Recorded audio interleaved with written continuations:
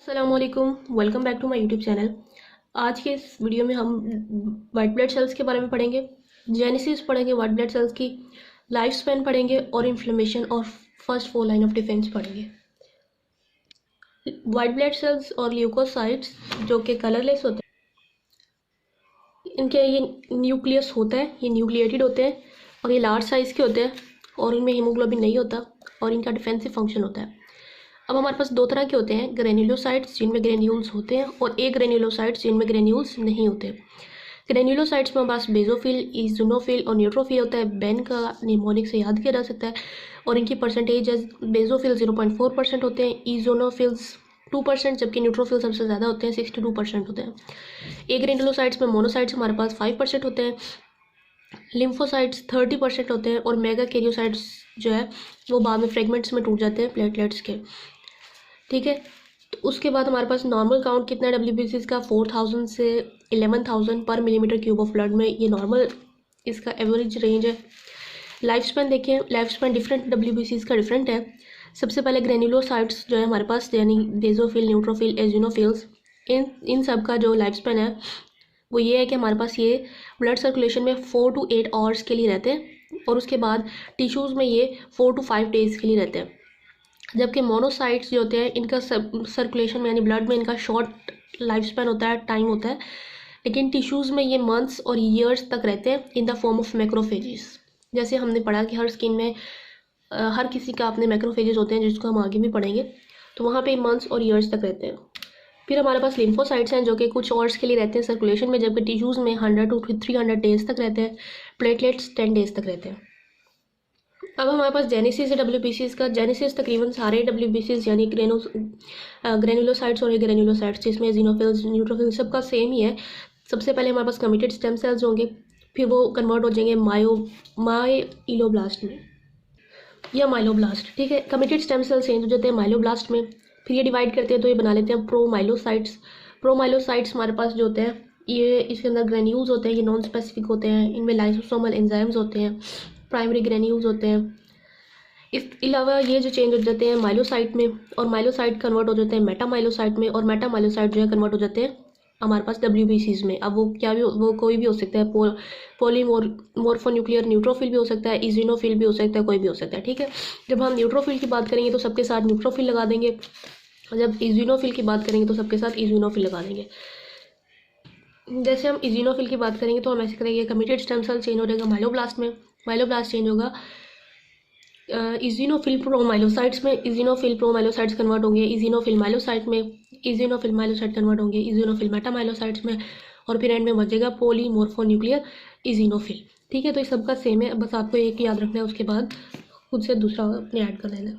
Next हमारे पास रेटिक्यूलो endothelial system है, जिसको हम मोनोसाइट मैक्रोफेजेस सिस्टम भी कहते हैं, क्योंकि ये हमारे पास क्या होता है, ये टोटल कम्बिनेशन होता है मोनोसाइट्स का, मोबाइल मैक्रोफेजेस यानी ऐसे मैक्रोफेजेस जो हरकत में होते हैं, और फिक्स मैक्रोफेजेस यानी जो एक जगह फिक्स पड़े होते हैं, और फ्यू स्पेशलाइज्ड एंडोथेलियल सेल्स का, किसमें, बोन मैरो में, स्प्लीन में और लिम्फ नोड में। इन सब का जो कॉम्बिनेशन होता है उसको हम कहते हैं रेटिक्यूलो एंडोथेलियल सिस्टम।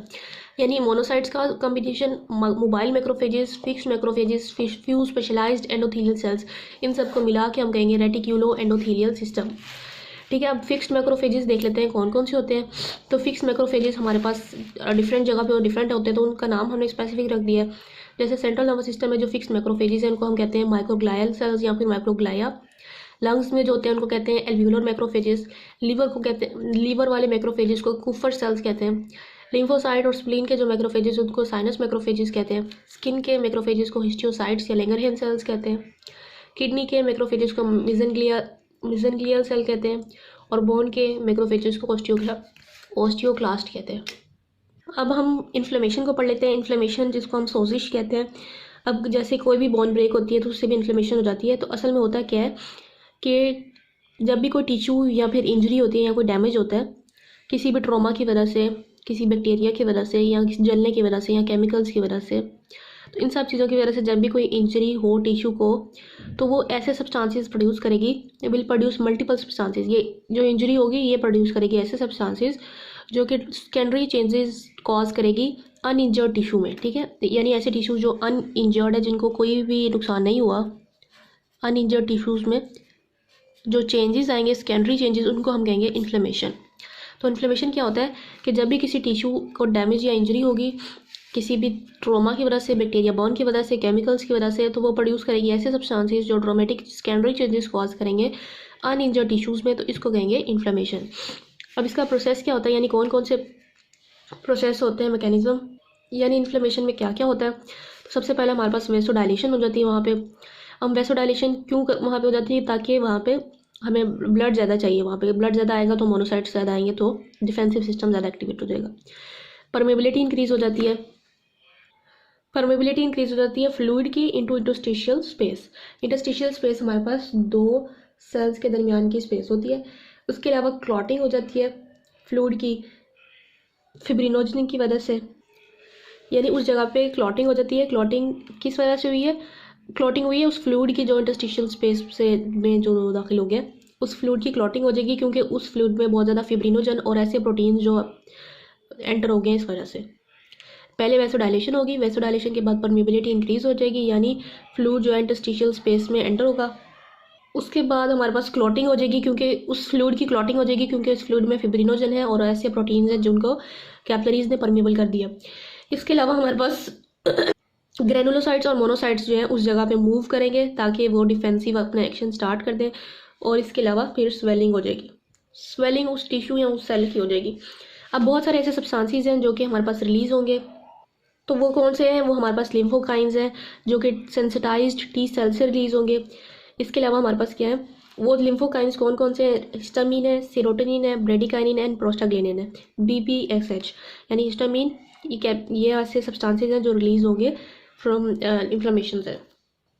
अच्छा, इन्फ्लेमेशन अगर किसी जगह पे होगी तो सबसे पहला इफेक्ट जो होगा वॉलिंग ऑफ इफेक्ट होगा, जिसमें हम क्या करेंगे, उस जगह को सील कर देंगे। जैसे अगर कहीं पे कोई एक्सीडेंट हो जाए तो आगे फ़ौरन यहाँ पे एक बाउंड्री लगा देती है पुलिस, तो इसी तरह जहाँ पे इन्फ्लेमेशन हुई होगी जिन सेल्स के पास, तो वहाँ पे आके जो है फिब्रिनोजन जो है वो आके उसके इर्द गिर्द ऐसे एक बाउंड्री बना लेंगे, एक उसको उस एरिया को सील कर देंगे, सील द डैमेज प्लेस। और कौन करेगा, फिब्रिनोजन क्लॉट्स करेंगे, ताकि क्या किया जाए, प्रिवेंट किया जा सके बैक्टीरियल इन्फेक्शन के स्प्रेड को प्रिवेंट किया जाए कि यानी अनइंजर्ड टिश्यूज़ जो है उन तक बैक्टीरिया जो है अटैक ना करें। तो इस वजह से इसको कहते हैं वॉलिंग ऑफ इफेक्ट। इसमें हमारे पास क्या होता है कि उस इंजर्ड टिश्यू को के इर्द गिर्द वॉल कर दी जाती है, उसके इर्द गिर्द सील लगा दिया जाता है, फिब्रिनोजन आके लगा देता है, ताकि बैक्टीरिया के इन्फेक्शन को स्प्रेड होने से बचाया जा सके फ्रॉम अनइंजर्ड टिश्यूज़ में। ठीक है,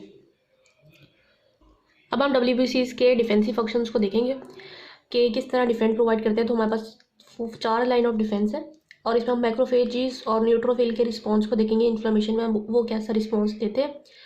तो फर्स्ट हमारे पास है फर्स्ट लाइन ऑफ डिफेंस, जो कौन प्रोवाइड करता है, टिश्यू मैक्रोफेजेस। टिश्यू मैक्रोफेजेस आप लोगों ने देख लिए हैं, जिस तरह आपने पढ़ा है कि ब्रेन में माइक्रोग्लिया होते हैं, हिस्टोसाइट्स होते हैं, तो फिक्स पड़े हुए हैं, इंतजार में बैठे हैं कि कोई भी बैक्टीरिया अटैक करेगा तो उसके खिलाफ एक्शन करेंगे। तो जैसे ही हमारे पास इन्फ्लेमेशन स्टार्ट होती है, तो उसके विद इन मिनट्स जो है मैक्रोफेजेस जो ऑलरेडी प्रेजेंट होते हैं टिश्यूज़ में, वो अपना फैगोसाइटिक एक्शन स्टार्ट कर देते हैं, यानी ब्रेक डाउन करना, यानी बैक्टीरिया, फैगोसाइट कहते हैं किसी चीज़ को, फैगोसाइट इनगल्फ करना। तो वो अपना एक्शन स्टार्ट कर देते हैं। किस तरह करते हैं कि पहले तो उनकी इलार्जमेंट होती है मैक्रोफेजेस की। First effect is rapid enlargement of macrophages. इसके अलावा जो हमारे पास सिसाइल यानी फिक्स्ड मैक्रोफेजेस होते हैं वो मोबाइल हो जाते हैं। इसके अलावा जो है हमारे पास ये बात लिखी हुई है कि इनका नंबर ज़्यादा नहीं होता, लेकिन ये लाइफ सेविंग होता है। ठीक है, तो फर्स्ट लाइन ऑफ डिफेंस हमें प्रोवाइड की है टिश्यू मैक्रोफेजेस ने, कि पहले वो हमारे पास लार्ज होंगे। इसके अलावा जो फिक्स मैक्रोफेजेस हैं वो ज़रा मोबाइल करेंगे और इनका नंबर ज़्यादा नहीं होगा, लेकिन ये लाइफ सेविंग होगा। सेकेंड लाइन ऑफ डिफेंस जो है हमें न्यूट्रोफिल प्रोवाइड करेंगे। तो हमारे पास क्या होगा, इन्फ्लेमेशन के कुछ आवर्स के बाद जो है न्यूट्रोफिल आएंगे। अब न्यूट्रोफिल कैसे आएंगे, उनको जो चीज़ लेके अपनी तरफ अट्रैक्ट करेगी वो साइटोकाइंस होंगे, यानी वो ऐसे फैक्टर्स होंगे जो इन्फ्लेमेशन की इंजर्ड जो इन्फ्लेमेशन जहाँ पे हुई है, टिश्यूज़ पे हुई है, वहाँ से रिलीज़ होंगे, और वो होंगे टिश्यू नेक्रोटिक फैक्टर या फिर इंटरल्यूकिन 1। ठीक है, ये साइटोकाइंस हैं जो कि रिलीज़ होंगे उस जगह पे जहाँ पे इन्फ्लेमेशन हुई है, और ताकि वो अट्रैक्ट कर सके न्यूट्रोफिल्स को। ठीक है, इसके अलावा फिर हमारे पास क्या स्टार्ट हो जाएगा, फॉलोइंग प्रोसेस स्टार्ट हो जाएगा, मार्जिनेशन स्टार्ट हो जाएगी। मार्जिनेशन में हमारे पास क्या होगा, तो यहाँ पे इस डायग्राम से हम इसको समझेंगे। सबसे पहले मार्जिनेशन है, जिसका मतलब है हमने न्यूट्रोफिल्स ने पहले आके चिपकना है कैपिलरी की या फिर किसी वेन्यूल्स की या वॉल के साथ। ठीक है, टिश्यू की वॉल के साथ। तो ये हमारे पास आया न्यूट्रोफिल। न्यूट्रोफिल के इर्द गिर्द लगे हुए इंटरल्यूकिन्स, ठीक है, रिसेप्टर्स उसके ऊपर लगे हुए हैं। तो वो कौन से इंटरल्यूकिन लगे हुए हैं, ठीक है। इसके अलावा जो है हमारे पास ये उसके एंडोथेलियल सेल्स हैं। ये कोई हमारे पास वो इन्फ्लेम टिश्यू है, यहाँ पे इंजरी हुई है जहाँ पे, ये इन्फ्लेम टिश्यू है। और यहाँ पे हमारे पास ऑलरेडी साइटोकाइनिन्स जो है रिलीज़ हुए हुए। अब इन साइटोकाइनिन्स की वजह से इंटरल्यूकिन यहाँ पे आ रहे हैं, ये हमारे पास ब्लड वेसल्स है। अब ये हमारे पास उसकी एपिथेलियल सरफेस दिखाई हुई है, उस कैपिलरी की या उस वेन्यूल की जहाँ पे, यानी उस टिश्यू की जहाँ पे डैमेज हुआ होगा। अब इसके साथ भी रिसेप्टर्स लगे हुए ऑलरेडी, इस एपिथेलियल सेल्स के साथ भी रिसेप्टर्स लगे हुए हैं। ये देखिए लगे हुए हैं, एक सेलेक्टिव लगा हुआ है। फिर हमारे पास ये ICAM1 लगा हुआ है। ICAM कहते हैं इंट्रा सेलुलर एडिशन मॉलिक्यूल, ठीक है, ये भी लगा हुआ है। ICAM1 लगा हुआ है। ये रिसेप्टर्स लगे हुए हैं जिस पे आके हमारे पास न्यूट्रोफिल के रिसेप्टर्स आके फिट हो जाएंगे, ठीक है। अब यहाँ पे आके उसके न्यूट्रोफिल्स के रिसेप्टर्स एपिथेलियल सेल्स के रिसेप्टर्स के साथ फिट हो गया। तो अब क्या होगा, हमारे पास ये इसकी वजह से ये इसके ऊपर चिपक जाएंगे।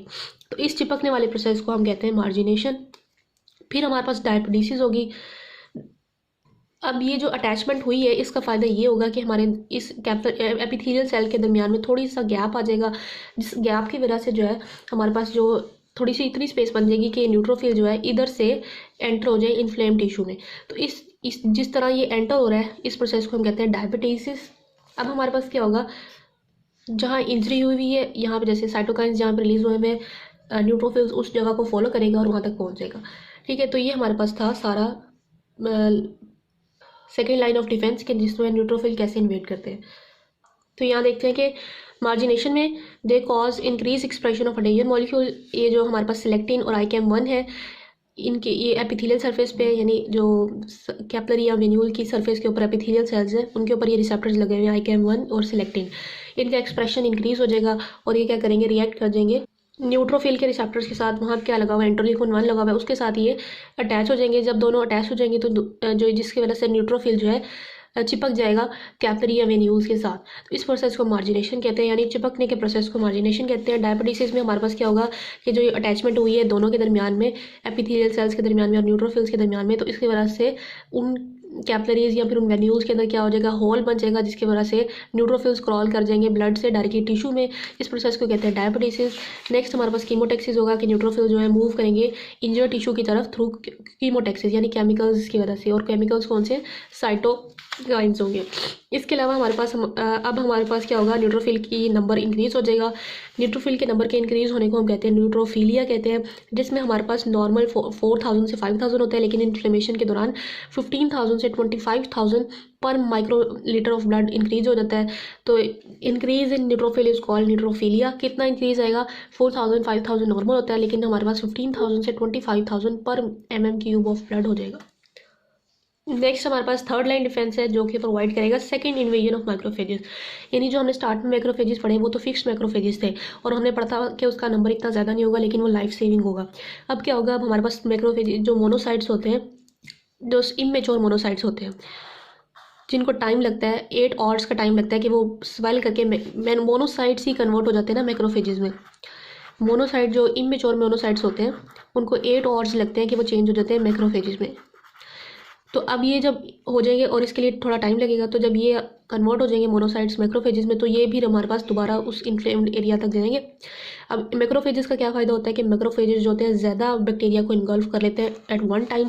इसके अलावा ये हमारे पास दूसरे लार्ज पार्टिकल्स को जैसे नेक्रोटिक टिश्यू फैक्टर यानी अच्छे से सफाई कर देते हैं। मैक्रोफेजेस जो होते हैं इनका एक्शन ज़्यादा होता है एज़ कम्पेयर टू अदर, ठीक है। तो अब हमारे पास थर्ड लाइन डिफेंस में सेकेंड इन्वेजन होगी माइक्रोफेजेस की। अब हमारे पास जब कोई आर्मी फाइट करती है तो उनमें से आधे बंदे मर जाते हैं, तो फिर हमें और आर्मी की ज़रूरत होती है। तो इसी तरह फोर्थ लाइन में डिफेंस में हम क्या करेंगे, अब इसमें बोन मैरो जो है मज़ीद और न्यू ग्रेनुलोसाइट्स और मोनोसाइट्स की प्रोडक्शन करेगा, और इस वजह से इसमें हमारे पास जो टाइम लगेगा 3 to 4 days लगेंगे before newly growing granulocytes and monocytes के वो रीच कर सकें वहाँ पे जहाँ पे इंजरी हुई है। तो ये हमारे पास फर्स्ट 4 लाइन ऑफ डिफेंस थे, जिसमें हमने फर्स्ट लाइन ऑफ डिफेंस में देखा जो कि हमें फिक्स्ड टिश्यू मैक्रोफेजेस ने प्रोवाइड किया फर्स्ट लाइन ऑफ डिफेंस, ठीक है। इसके अलावा हमारे पास सेकंड लाइन ऑफ डिफेंस में हमारे न्यूट्रोफिल्स के इन्वेजन को देखा कि इन न्यूट्रोफिल्स वहाँ पे आते हैं इन्फ्लेम्ड एरिया पे, और किस प्रोसेस से आते हैं, मार्जिनेशन, डायपेडेसिस और कीमोटैक्सिस, और उसके बाद न्यूट्रोफिलिया हो जाता है, यानी न्यूट्रोफिल्स का नंबर इंक्रीज हो जाता है। थर्ड लाइन ऑफ डिफेंस में हमारे पास जो मोबाइल मैक्रोफेजेस है, यानी मोनोसाइट्स का इमेच्योर मोनोसाइट्स कन्वर्ट होते हैं मैक्रोफेजेस में, और 8 आवर्स लगते हैं उनके, तो वो third line of defence provide करते हैं। जबकि फोर्थ लाइन ऑफ डिफेंस में बोन मैरो की प्रोडक्शन, बोन मैरो में ग्रेनुलोसाइट्स और ए ग्रेनुलोसाइट्स की प्रोडक्शन को इंक्रीज कर दिया जाता है, और इसमें 3-5 डेज लगते हैं।